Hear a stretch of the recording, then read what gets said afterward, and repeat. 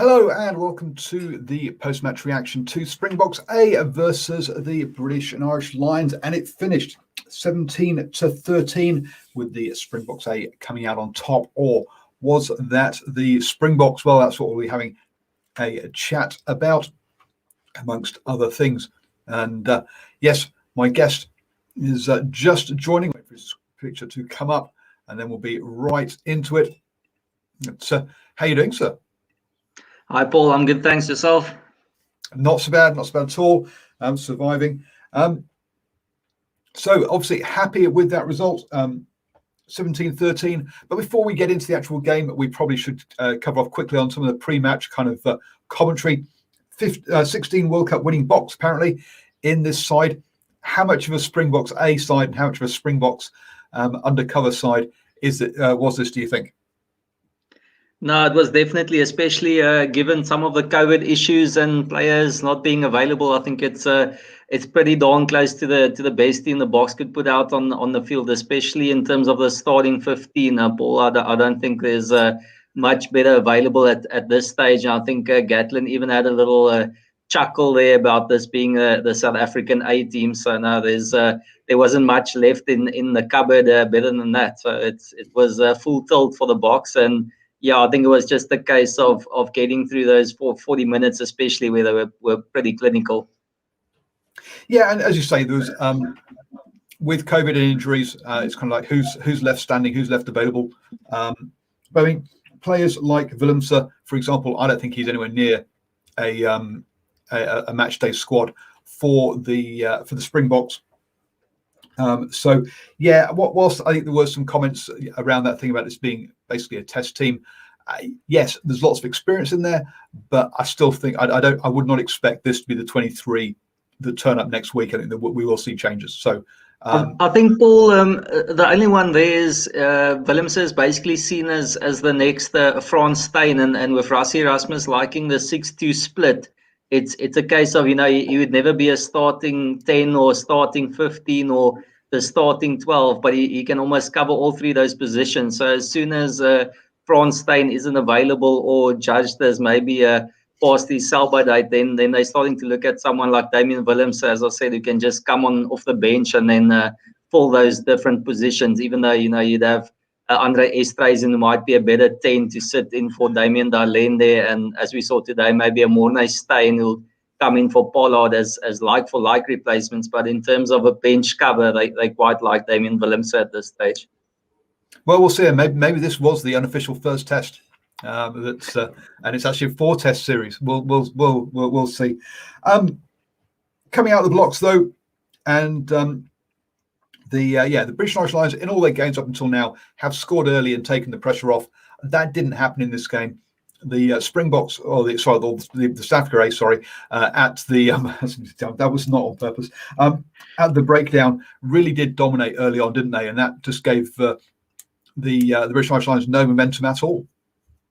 I must say, I was quite surprised. I actually thought hopefully the SAA team would settle into their work, and I was expecting the Lions to come charging out again. As you said, they've almost looked to hit the ground running and been up to pace quite quickly in all the games thus far. I know, of course, they've had a few late injury issues or COVID issues. I'm not exactly sure which they were, but as Brent Graham, I think he said Owen Farrell might have been watching the Tour de France a few hours before that and then told, listen, you're going to be starting at 10. So there are quite a few changes to the team, and maybe that just disrupted them a little bit. And then on the other side, I know I've seen a few guys say that maybe they didn't want to, show too many things to Rassie and the team, so they kept a few in hand. I don't know, Paul, from your side, pick and go tactic. Do you think that's something that they'll go for in a test match, or was that just not wanting to show some of their tactical setups? To me, it was more just the amount of kicking in this game was nuts, and the Lions just got their kicking wrong. We had a couple out on the full. We had Farrell kicking it dead from a penalty. In that first half, in particular, every single box kick was fielded by a South African, and so you weren't getting territory because you weren't kicking deep, and you weren't keeping possession because you weren't be able to contest the ball. So you were just giving South Africa possession where they wanted it. Now, to be fair, the South Africans tended to sort of kick or get rid of the ball themselves. I mean, they didn't do too much with it, particularly in that first half. We think about the 2 tries. The first one came from a charge down, and the second one came from an Elliot Daly really poor choice of kicking. All his players out on the right hand side. That's where the previous breakdown's been. So that's where all the players are. So he kicks out to the left, where Cheslin Colby then is then up against 2 players. Because the Springboks have fanned out, he's got 3 or 4 supporting players around him, and suddenly it's like a 4-on-2. And Cheslin Colby clearly gets past the first person like he's always going to do. Nothing against Harris there. But so you need if you're going to kick to Colby, you need a connected line of guys who are only shoulder width apart, right? Doing it to so both of those were, I say, a charge down and then a very very good kick return and counter attack, but poor choice of kicking meant that. So we didn't see the South Africans really create that much, even though they did get that ball. So it was very, very much kind of between the 22s. Neither side wanted to do much in that first half, if they could help it. Was my kind of reading of it. Yeah, it's become like a little bit of a trademark of the South African game. We don't do a lot of big things of set play attack and that kind of thing. And as you said, it was just poor kicking. I mean, it's the two bad kicks that led to the tries, and even the penalty from Farrell that he just missed touch, and a box kick from Conor Murray that went straight into touch, and a couple that were just too short. And in general, I just think the kicking wasn't good. And in the modern game, and especially how both these teams, I think we've seen, are going to be playing the rugby, it's crucial to get your kicking game right. I mean, in South Africa, we often find ourselves tearing our hair out with Faf de Klerk because he's constantly kicking the ball. But I mean, that's just the way the Springboks play their game at the moment. And anyone who comes up or back up scrum offs or more, they prefer to run with the ball. So Rassie Erasmus likes to have his 9 who tactically dictates, and unfortunately that's basically the only option we have is Faf de Klerk in that sense. He does control the game with his boot. Yeah, no, absolutely. Now, obviously, the British Lions weren't helped by losing Liam Williams early on. Part of what was my original back 3 for the Test matches was him, Hogg, and Watson, with Hogg, by the looks of things, having COVID, and with Liam Williams getting injured. That's becoming, and also Anthony Watson getting injured towards the end of the game. Now he carried on, but so that's a bit worrying for me from a British Irish Lions point of view. Is bodies now. We also had Nkosi going close early on as well, but he put his foot in the corner, so it could have been worse for the Lions in reality. But again, we saw this from I think we've seen some from South Africa before. If it's within 1 score, they go posts. As soon as they get more than 1 score ahead, then they go corner and try and stretch it even further. So at 10-3 up, at 10-0 up, they went for the corner. The line out more was stopped. But that's a very clear tactic from the Springboks. If it's only a score, we're taking the 3 to make it 2 scores. If it's above 2 scores, then we'll go corner, and we'll try and get that extra try and really just stretch it out. I must say there was some good energy from the Lions though after the break, because I thought that it would be interesting to see what they do when they, as you said, they're more than a score behind. It's probably the same as the Springboks. It's they're good front runners, but what are they going to do when they have to make the play? Because it felt like in that first half, especially, the Lions didn't play with that normal flair. They look to use their backline a lot more in the provincial or the week games. So that was a little bit surprising. They looked to keep it a little bit tighter, and even as I said with those penalties, it wasn't even with 15-13. It was strange seeing them go for the tap and go and not go for a scrum option where you've got 1 man extra in the scrum and 1 man extra at the back. So it was a little bit strange to see them almost revert to this a different type of game of theirs. And as I said, I wonder whether maybe they're just trying to keep a few bullets in the chamber there for the real deal. I think those 20 minutes after the break, we might have seen a little bit more of how the Lions are going to be playing in the Test matches. Well, I think in the first half that they just couldn't cope with the speed of the defensive line. I think South Africa did tire in that second half, yeah, you're right there with that. I think there was an element of this game isn't about necessarily the important games are the test matches. When you're losing this game, doesn't really matter at the end of the day. Obviously, you want to win, and I think there was an element there. Yes, we're going to keep tapping and going because we want to practice this against the Sprngboks side.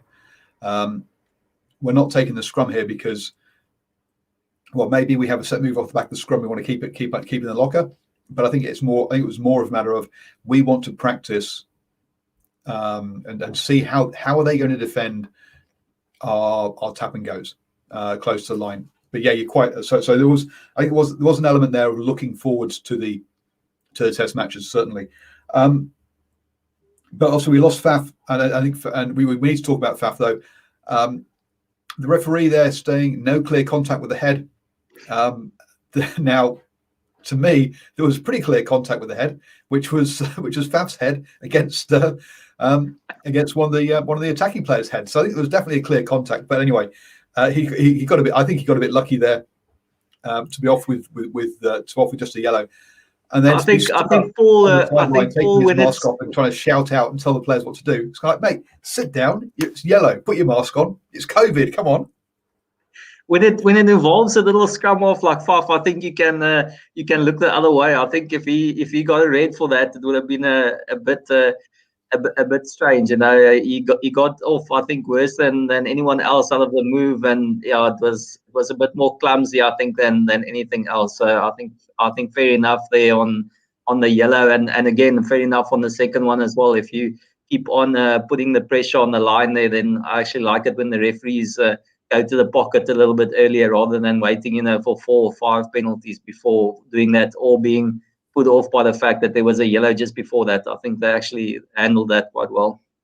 Yeah, absolutely. Look, 15 penalties by the Sprngboks to 9 by the British Irish Lions, and it was like 11 at half time. So it wasn't evenly spread out across the game. They clearly they sorted things out a bit in the second half. There, the British Irish Lions really did not manage to take advantage of it, though. Some great scramble defence by the Sprngboks to cover out wide, obviously being 2 players down. There's got to be space somewhere on the pitch, and the Lions just couldn't find it, which is so yes, so well done to the Sprngboks. So well done South Africa during that one, that bit particularly. Again, no scrum taken and tap taken, and eventually Wyn Jones did go over, but they took the full 10 minutes to do that, pretty much. Wyn Jones injured himself in the process, which obviously is bad news. So the only way the British Irish Lions can score is we get 2 players sent off, and then we kill a player. One of ours, so we sacrifice a player to try and score. But that got it back to back to within 7. South Africa got back to 15. So British Irish Lions kicked over the penalty to get as close as they were going to get at 17-13. And it was the period after that we actually saw some good play from the British and Irish Lions, getting it out, using the ball out the back. Reece Summit went close. Some interesting calls around double movements, both before half time and with Reece Summit. And the referee going, well, that it wasn't even conclusive that he reached the white line with the second movement. To me, that wasn't a second movement. I think he went down and then was allowed to place it. But as I say, it wasn't conclusive to touch the line, so he did then second move backwards. That to me was actually the best rugby in the whole game, was that section. I must say those are such hard lines, because you're so close to scoring, and I think the worst case scenario is actually conceding a penalty. If it was just a knock on or something like that, or you win the scrum, then at least you're still on attack or still close to the line. But giving away the penalty at that stage, it's you really do throw the dice on the 5 points there. It's quite a harsh penalty to go. I mean, even that one just before the break, it's so close for the prop, you hardly feel your knee going to the ground, and you're just trying to burrow over the line. So it's always a bit a bit touch and go. I mean, the same for the wing there. It's, millimeters in it. And I don't know, the call to say that he didn't even get there, second movement was kind of like almost irrelevant. It was just, was he allowed to or wasn't he allowed to, whether he got there or not. Yeah. Just make your call on that. But no, they definitely played the rugby there. I think we saw it earlier in some of the previous games as well, when they do those balls out the back, and they just seem to find a lot of space through the middle. And that was more the kind of game that we've got used to them, in the previous matches that we've seen against the Sharks and earlier in their tour. So I mean, that was more the kind of thing we'd expect from them. Paul, I don't know if you do you expect the back line to look a lot different than the one that started today? Obviously, I know you talked about the back three. I also think Watson just doesn't have the kicking game probably to start a big test at 15. But for the rest, especially that 10, 12, 13 channel. I think we're totally different. To be, I think. Well, it's. I think Bigger's definitely the starting 10, and Ian Henderson is somewhere in either the 12 or the 13 jersey. Daly came on. I mean, apart from that kick, had a pretty decent game and gives some pace into that 13 channel. So I think we might see a Henderson Daly channel combination. Or it's going to be a Bundyaki Henderson combination. So, to me, I don't think Harris really didn't do enough tonight to me to play himself into a test jersey. I think this was his last opportunity. So, no, and then the back three, the way that Josh Adams and Van der Merwe have been scoring tries, you've got to say those two are in the box seat for the wing positions.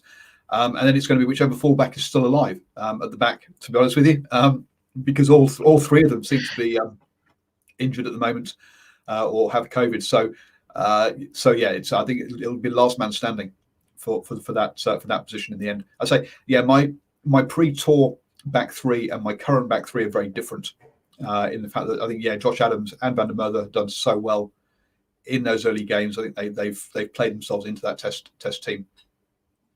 I have to agree. I must say, I think the two, especially Josh Adams, I think he was pinned down, and then Duan van Merwe, he's stood up, and I think they might like his physicality as well. I think we saw today the one positive probably that the Springboks took from the performance was, again, their physicality. I mean, I think that's the one thing that we do pride ourselves on. It's probably the only game plan we do have at this stage is to just go in there and be more physical than the opponents, and we saw it again. I think that's probably the one takeaway for Gatlin again this week will be, okay, you guys you've seen it now. We got to man up to that. We've probably saw about 80% of what the box can bring. I think Iman Etzebeth was huge again, and you just know that that's going to keep on coming for 80 minutes against the Springboks. So you probably felt it for that first 30, and now you got to transform it into a performance. And maybe someone like Duan van der Merwe is good, and obviously, I don't know, like Owen Farrell seems to thrive on some of that physicality, but I was interested whether you think he's going to get a spot in the run-out team. No, I don't think so. And his kicking today, I wasn't particularly happy with as well. Maybe that's what Gatlin's told him to do, but those cross-field, pretty much all of the contestable kicks by the Lions didn't work. I mean, there were a couple of box kicks that did. But anything that was contestable, the Springboks just hoovered up, and so it needs to be more a territory game. I think for me, I don't know. I guess my only question mark around the kicking would be they've just come down from altitude down to Cape Town. Has that the distance of kicking changes quite dramatically? So is that what's thrown them off and why their kicking was off tonight? I don't know, and maybe over the next week and a half, they'll sort that. Obviously, we've got the Stormers this weekend, and then a week off, or then a week until the Test match. So that's my only. I mean, I'm scrabbling around for excuses when I get to that sort of stage. You can tell, but yeah, no, I can't see Farrell. Again, Bigger is also a very competitive person. So yeah, no, I would have Bigger as my starting. To be honest with you. A little bit worried about Peter Seftoy going off with the HIA. Let's hope he's okay because he didn't come back. But LB the Safford makes the point. Yeah, got Manulia Mahoba Helber, oh dear me, Helber and Pollard all to come back, and Diego. But he is worried about that set piece in that one. Look, the scrum, yes, but I thought the lineout worked really well. Yeah, I think we competed well on their ball, especially. I thought again, Eben had a monster game. Mostert was good as well. So I thought line out time we were pretty good there, but scrum's definitely a worry. And I saw in the comment there about Vermeulen and Malherbe and those guys, and I think that's going to be crucial. We really need Frans Malherbe back. He's just such a rock at tight end. I mean, Trevor Nyakane brings a lot of dynamism in terms of ball carrying and presence around the park, but he's just not quite as solid in the scrum as Malherbe is. I think he's probably top three in the world at the moment. So it makes a big difference having him, and then Pollard as well, also down with COVID at the moment. So hopefully he makes the turnaround. We saw Morne, he was, I think, steady, and that's pretty much what you expect about him at this stage in his career. He's just going to be reliable, but it's not going to be too many fancy things from him. And I think he was solid enough, but Pollard just brings something different to the team, I feel.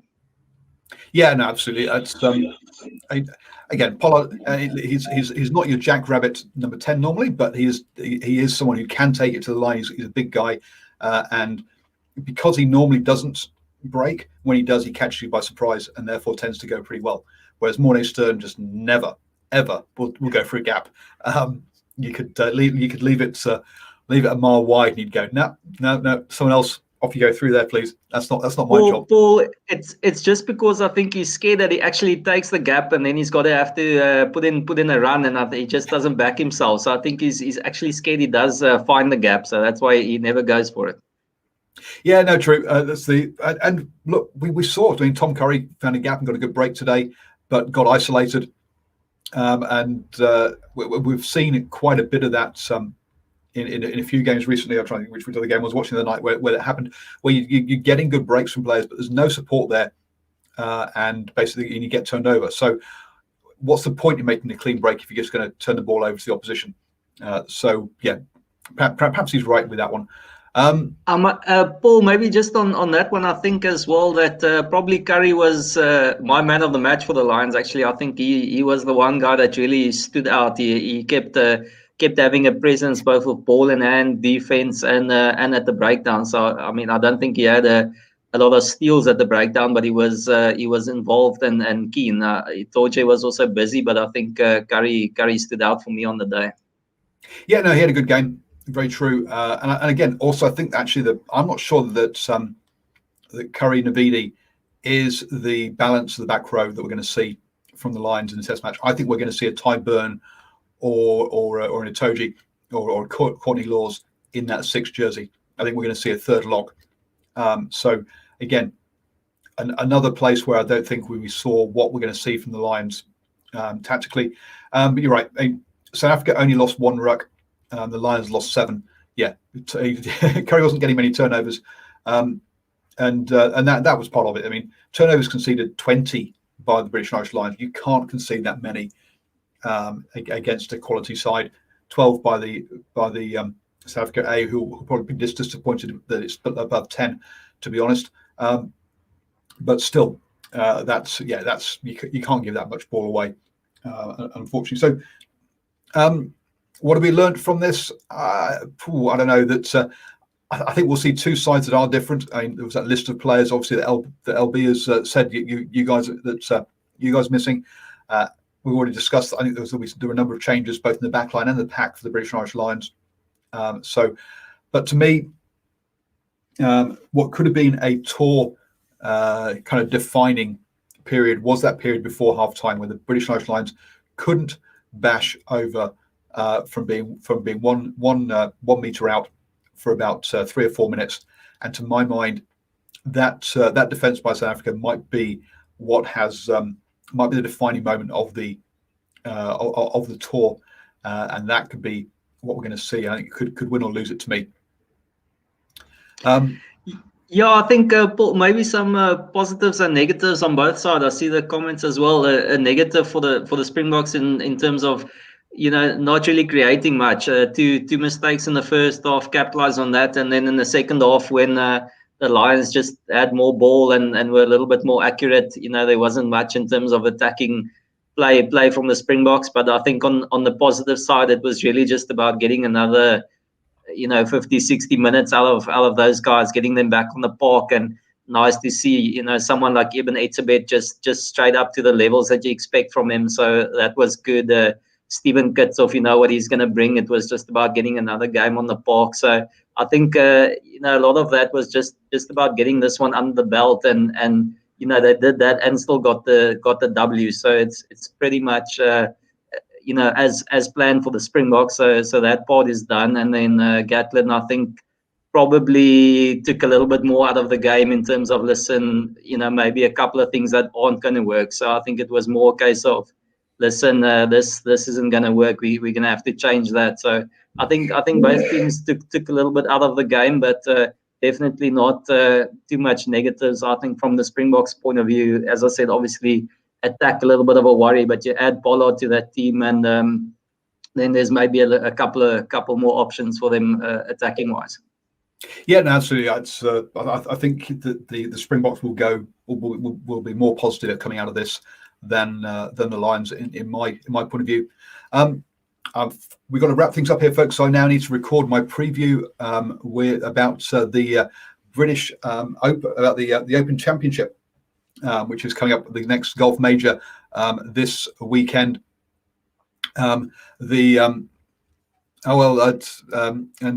Mazingi disagrees. He says you can't take anything from this match. This was an attempt at a sucker punch and a psychological mind games from Razzie. And Gatlin didn't show his hand at all. There we go. So we'll have to see what comes out of it. But I will be. So we need to wrap things up. Unfortunately, folks, I'm also this weekend. We won't be having post-match reaction to the Stormers versus British Irish Lions because I have an appointment up in Northland for their club rugby championships, where I'm helping Stephen Harris commentate on 3 games back-to-back on Saturday. Wow. So that's going to be a tough one. But thank you very much for joining me. And don't forget, folks, to get over to @HDmont for the Couch Critic on Twitter. I'm sure he'll be keeping you up to date during the game next weekend or against the Stormers. And we'll be back for the test matches after that. Thank you, sir. Cheers, everyone.